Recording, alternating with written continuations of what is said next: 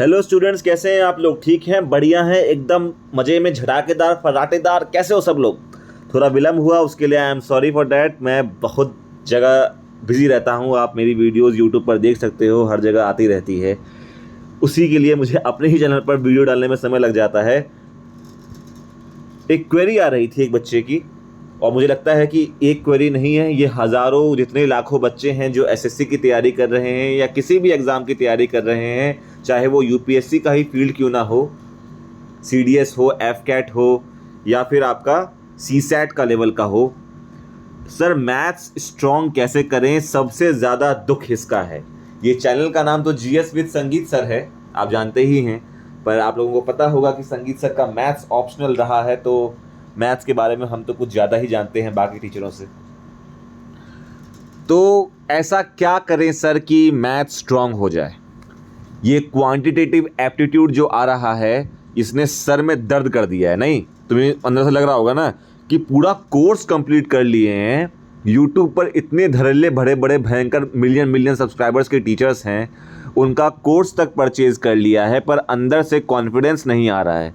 Confidence नहीं आ रहा है तो मार्क्स भी उतने मॉक टेस्ट में नहीं आ रहे हैं, और जब हमने 2 साल लगा दिए, तब भी जब हमने असली टेस्ट दिया एसएससी का या फिर किसी भी लेवल का, वहाँ जाकर आपका वो परफॉर्मेंस नहीं रहा जैसा आप चाहते थे। आपने मेहनत की होगी, नो डाउट आपने बहुत ज़्यादा मेहनत की होगी, पर सिर्फ मेहनत करने से ही अगर फल मिल जाता तो ये वीडियो बनाने की ज़रूरत ही नहीं पड़ती, है कि नहीं? तो मैथ्स को स्ट्रॉन्ग कैसे करें, ये पहला क्वेश्चन है। दूसरा क्वेश्चन, 4 क्वेश्चन मैंने लिखे हैं, अगर आपके और भी कुछ क्वेश्चन है तो आप कमेंट सेक्शन में अपनी जितनी भी जो भी राय है आप वहाँ पर साझा कर सकते हो, मैं उस पर वीडियो बनाने का पूरा कोशिश करूँगा। सर, समझ ही नहीं आ रहा है, चलिए तो उस पर हमने बात करनी ही है। बेसिक स्ट्रॉन्ग है या नहीं, ये बहुत ज़रूरी है। बेसिक्स मतलब सर, जिस पर नींव आपकी होती है, वो जो कितनी गहराई है उस बिल्डिंग के नीचे, वो अगर स्ट्रॉन्ग नहीं है तो भूकंप आएगा तो पूरा का पूरा बिल्डिंग गिर जाएगा, चाहे जैसे कि एग्ज़ाम होता है। और ये type A, type B, type C, type D क्या है, मैं आप लोगों के साथ आखिरी में डिस्कस करूँगा। सबसे पहले है कि सर स्ट्रॉन्ग कैसे करें हम मैथ्स को। मेरी मैथ बहुत बकलोल है, एकदम बकवास है, मुझे कुछ समझ नहीं आता कि क्या अरिथमेटिक होता है, क्या एडवांस होता है। मैं ज़ीरो लेवल पर हूँ, मैंने कुछ नहीं पढ़ा है। तो बेटा, मैथ स्ट्रॉन्ग करने के लिए आपको बेसिक कैलकुलेशन जो होती है, टेबल्स, स्क्वायर रूट्स, इन सब के बारे में थोड़ा ज्ञान होना चाहिए। इनके लिए यूट्यूब पर बहुत सारे लोग पढ़ाते हैं बेसिक्स को लेकर, कि जो वैदिक मैथ्स होती है, इन सब चीज़ों पर आपकी पकड़ होनी चाहिए। मतलब आपको टेबल पता होना चाहिए कि 7 × 8 56 होता है, 13 × 2 क्या होता है, 26 होता है। तो आपको कम से कम 1 से लेकर 30 तक आपको टेबल याद होने चाहिए कि जब आप कैलकुलेशन करो। अब सर ये तो पता है हमें, नहीं, यही तो दिक्कत है। आपकी कैलकुलेशन ही आपके क्वांट को स्ट्रॉन्ग करती है। मैं अभी एडवांस पे नहीं जा रहा, मैं आपको अरिथमेटिक के लिए वीडियो बना रहा हूँ, क्योंकि अरिथमेटिक आपके लिए एक सरदर्द है, ये मैं जानता हूँ। इसमें टाइम एंड डिस्टेंस होता है, टाइम एंड वर्क होता है, पाइप सिस्टम वाला क्वेश्चन होता है, परसेंटेज के अलग 3 सेक्शन है, प्रॉफिट एंड लॉस आ जाता है, फिर उसी के अंदर सिंपल इंटरेस्ट, कंपाउंड इंटरेस्ट आ जाता है। माथा खराब हो जाता है। नहीं, एक यही होता होगा ना, सर इतना सारा सेक्शन आ जाता है कि अलग से सर में दर्द होने लग जाता है इसकी वजह से। देखो भाई, क्या करना है तुम लोगों को। सबसे पहले आप लोगों को कोई भी एक टीचर उठा लो। मैं सर, आप भी बोल रहे थे कि टीचर नहीं कुछ देख रहा। अरे भाई सुनो तो पहले, सुनो पहले मेरी बात सुनो, कि कोई भी एक टीचर को पकड़ो, वो कौन से लेवल का चैप्टर का क्वेश्चन करा रहा है। जैसे तुम एक चैप्टर करना चाहते हो, जो बेसिक शुरुआत करने वाले बच्चे हैं, जिनको नहीं पता है एसएससी की तैयारी कैसे करते हैं, सबसे पहले परसेंटेज का वीडियो सिर्फ देखो, शुरू के 1 घंटे का। उस 1 घंटे में सिर्फ देखो कि वो जुड़ा घाटा क्या कर रहा है, मतलब जोड़ रहा है, घाटा कर रहा है। 1/6 का क्या मतलब होता है, 1/6 का अर्थ क्या होता है, फ्रैक्शन का मतलब क्या होता है, P/Q का फॉर्मेशन का मतलब क्या होता है। बस ये देखो, अपने बेसिक्स को स्ट्रॉन्ग करो, क्योंकि जो एग्ज़ाम में आपका आता है वो बेसिक 16 से 17 क्वेश्चन सिर्फ बेसिक्स से आते हैं, और बच्चों का यही क्लियर नहीं रहता है कि सर हम इसको कंप्लीट कैसे करेंगे, हमें तो समझ में नहीं आ रहा है सारा का सारा पॉइंट। सबसे पहले आपको बेसिक स्ट्रॉन्ग करने के लिए क्या, पहली कंडीशन क्या है, पहले आपको अपनी कैलकुलेशन को अच्छी करनी है। मतलब आपको मल्टीप्लिकेशन, मतलब टेबल्स याद होने चाहिए। 1 से लेके 30 तक, 1 से लेके 20 तक के स्क्वायर्स पता होने चाहिए, स्क्वायर रूट्स पता होने चाहिए। रूट 2 की वैल्यू क्या होती है ये पता होनी चाहिए। जब आपको ये याद हो जाए तो सबसे पहले चैप्टर आपको परसेंटेज पकड़ना है, और उसमें सबसे पहले 1/6, 2/3 इन सब का मतलब क्या होता है, इनको परसेंटेज में लिखते कैसे हैं। जब आप कॉस्ट प्राइस सेलिंग प्राइस पर आओ तो जब सेलिंग प्राइस से हम कोई चीज़ मार्केट प्राइस पर बेचते हैं तो ऐसा कुछ होता है, कोई फॉर्मूला है क्या इसके पीछे। तो कॉस्ट प्राइस से हम जब सेलिंग प्राइस पर जा रहे हैं तो क्या कुछ फॉर्मूला है क्या इसका, तो यहीं पर आपकी कैलकुलेशन चेक हो जाती है। और एसएससी ने अभी भी सीएचएसएल के एग्जाम में यही क्वेश्चंस को रिपीट किया है, सिर्फ वैल्यू चेंज कर दी थी। हलवा क्वेश्चन 16 से 17 क्वेश्चन आपके सिर्फ क्या कहते हैं परसेंटेज और time and distance, time and work, pipe and system पे क्वेश्चन आते हैं। अभी तक मैं एडवांस लेवल पे गया ही नहीं। अगर आपके 2 चैप्टर्स जो परसेंटेज होता है, जो रेशियो होता है, रेशियो एंड प्रपोर्शन जानते हो ना, रेशियो एंड प्रपोर्शन, इसमें ज़्यादातर जो मिक्सचर एलिगेशन के क्वेश्चन आते हैं कि एवरेज के जो क्वेश्चंस होते हैं कि 5 मैच में इतना स्कोर कर लिया तो कितना आगे बढ़ेगा, तो इसके सिर्फ टाइप ए वाले क्वेश्चन जो रिपीट होते हैं रट लो। अगर नहीं समझ में आ रही है मैथ्स, होता है भाई, लेफ्ट साइड ब्रेन होता है, राइट साइड ब्रेन होता है, जानते होगे आपने बायोलॉजी तो पढ़ी होगी कि ब्रेन का एक हिस्सा जो होता है वो ज़्यादा कैलकुलेटिव होता है, तो उन बच्चों की मैथ स्ट्रांग होती है। और किसी किसी का जो क्या कहते हैं पेंटिंग नहीं होता है, जैसे आप कुछ वास्तुकला करने में अच्छे हो, आपको मतलब पेंटिंग करना अच्छा लगता है, आप हाथ से कोई डिज़ाइन अच्छा बना सकते हो, तो आपकी क्रिएटिविटी स्किल ज़्यादा है, आपकी मैथ्स कमज़ोर है। किसी किसी की दोनों अच्छी होती है, वो एक्सेप्शनल होते हैं। तो जिनकी मैथ्स कमज़ोर है, तुम्हारे अंदर कमी नहीं है, तुम क्या कहते हैं डायरेक्शन गलत ले रहे हो उस एग्ज़ाम को क्रैक करने का। तुम्हें मैथ्स के क्वेश्चन 17 से 18 ही सही करने हैं जो टाइप ए और टाइप बी में घूमते हैं। तुम लोगों को डायरेक्ट पूरे के पूरे 22-23 क्वेश्चन सही नहीं करने हैं।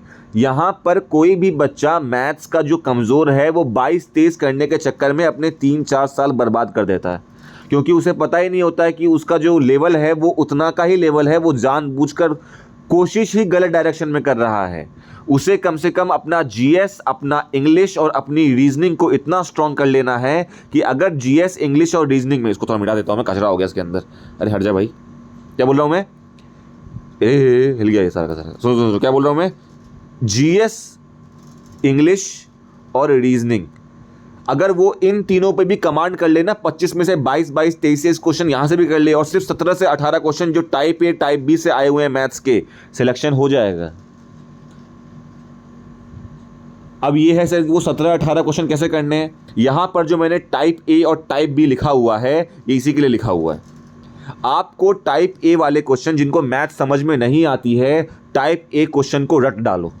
रट डालो का मतलब क्या है, आपको टाइप ए वाले क्वेश्चन, मतलब मान लो आपने किसी भी टीचर का कोर्स खरीद लिया या फिर यूट्यूब पर वीडियो देखी, उनका फाउंडेशन कोर्स जो यूट्यूब पर फ्री चल रहा है आपने वो देख लिया, ठीक है। उनके द्वारा कराए गए जो भी शुरू के 2 वीडियोस, मतलब जो बेसिक हैं, जो वो खुद बताते हैं कि ये बेसिक है, अब हम थोड़ा एडवांस लेवल पर जाएंगे, छोड़ दो।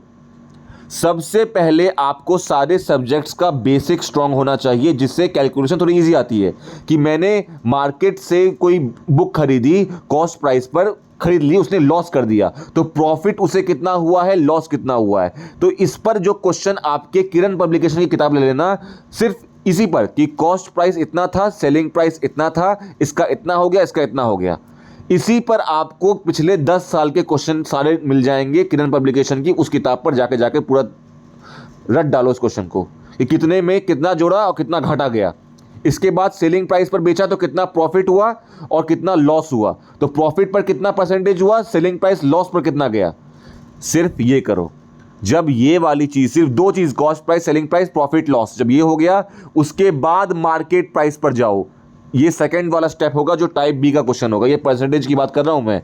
परसेंटेज के अंदर ही आपका एक परसेंटेज चैप्टर होता है जो सिंपल कैलकुलेशन पर आता है, फिर आपका सिंपल इंटरेस्ट, कंपाउंड इंटरेस्ट, फिर प्रॉफिट एंड लॉस पर आते हैं। तो सबसे पहले आपको सिर्फ क्या करना है, कॉस्ट प्राइस और सेलिंग प्राइस के क्वेश्चन जो रटने वाले होते हैं, जिनका वैल्यू भी चेंज नहीं होता और अभी भी एसएससी उस पर पूछ रहा है कि कितना प्रॉफिट कमाया, कितना लॉस कमाया, ये क्वेश्चन को रट डालो। और उसके टाइप जो क्वेश्चंस आए हुए हैं उसको भी देख डालो, जो पिछले किसी भी एग्जाम में सीएचएसएल में आए हुए हैं, सीजीएल में आए हुए हैं, सीपीओ में आए हुए हैं, जीडी में आए हुए हैं, एमटीएस में आए हुए हैं। ये सारे के सारे क्वेश्चन आपके सिर्फ इसी बेसिक अंडरस्टैंडिंग पर टाइप ए क्वेश्चन जो सबसे इजी होता है, ये क्वेश्चन ज़्यादातर आते हैं। जब आपका इस पर अपने आप कॉन्फिडेंस आ जाएगा कि आपको सारे क्वेश्चन आते हैं, तब आप मार्केट प्राइस वाले क्वेश्चन पर जाओगे।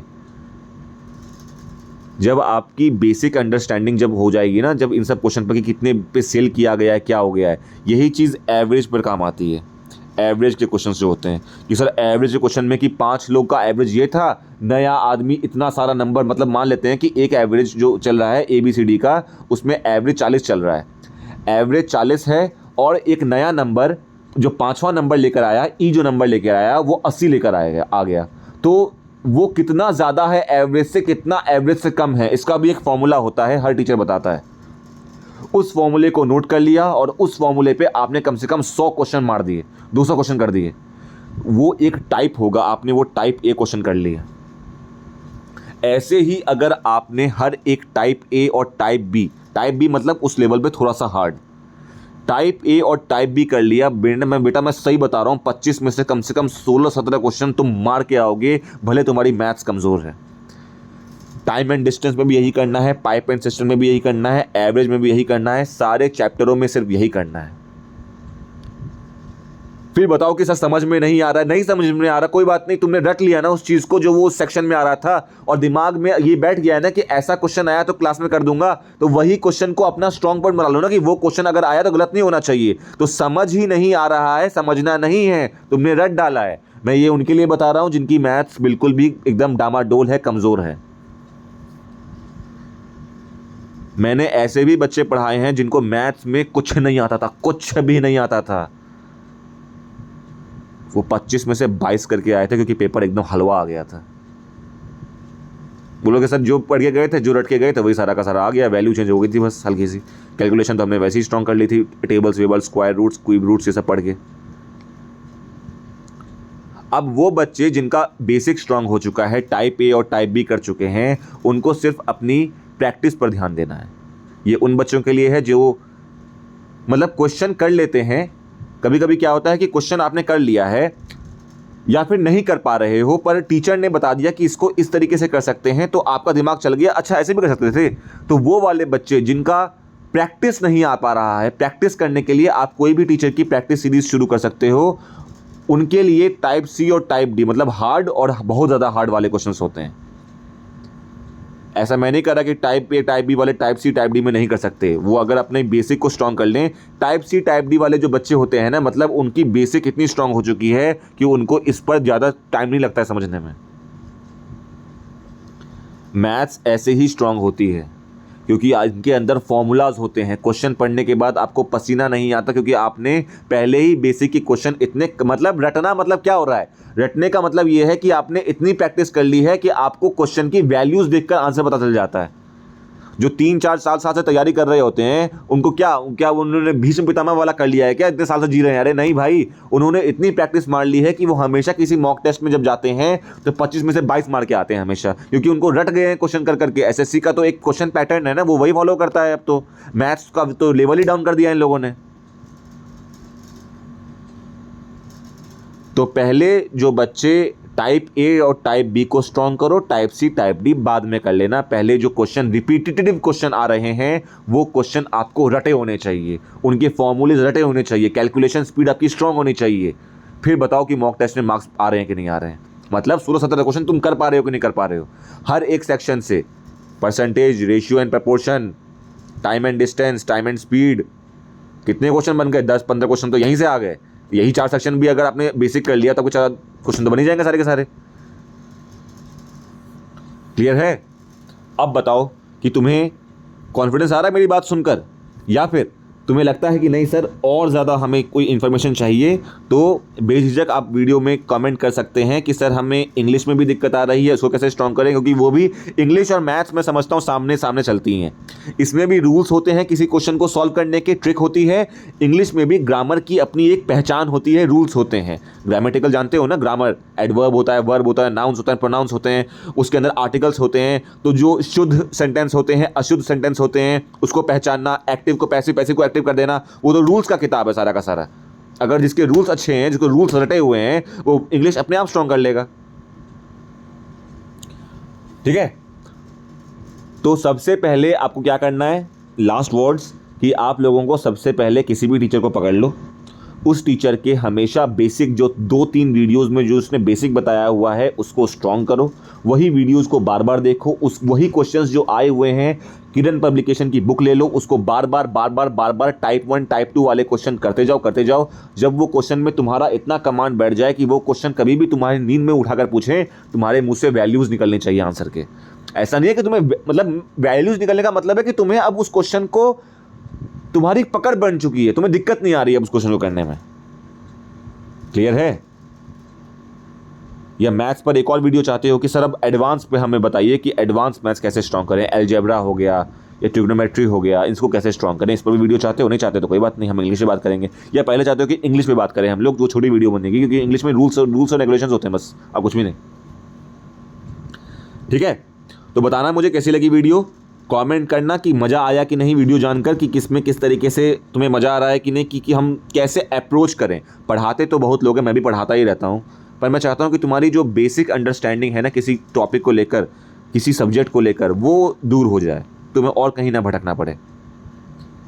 ऐसे ही गाइडेंस मेंटोरिंग सेशन के लिए आपको जीएस विद संगीत सर में आपको जीएस सेक्शन के हर एक वीडियोस पे आप देख सकते हो, पिछले हमने 12 से 13 वीडियोस डाले हुए हैं।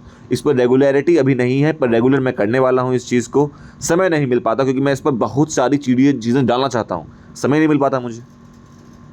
ठीक है, तो ऐसे ही रोचक तथ्यों के लिए सब्सक्राइब कर लीजिए जीएस विद संगीत सर को, आपको मज़ा आएगा। अगर आपने इसको सब्सक्राइब कर लिया तो लाइफ आपका झिंगालाला हो जाएगा, क्योंकि ऐसे बैठाकर हर एक चीज़ पर तुम्हारी प्रॉब्लम्स का सॉल्यूशन शायद ही कोई दे दे, क्योंकि दे तो कोई भी सकता है, पर शायद ही कोई दे दे मेरी तरह।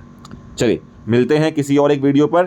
टाटा, बाय बाय, सायोनारिया, जय हिंद, जय हिंद, जय हिंद।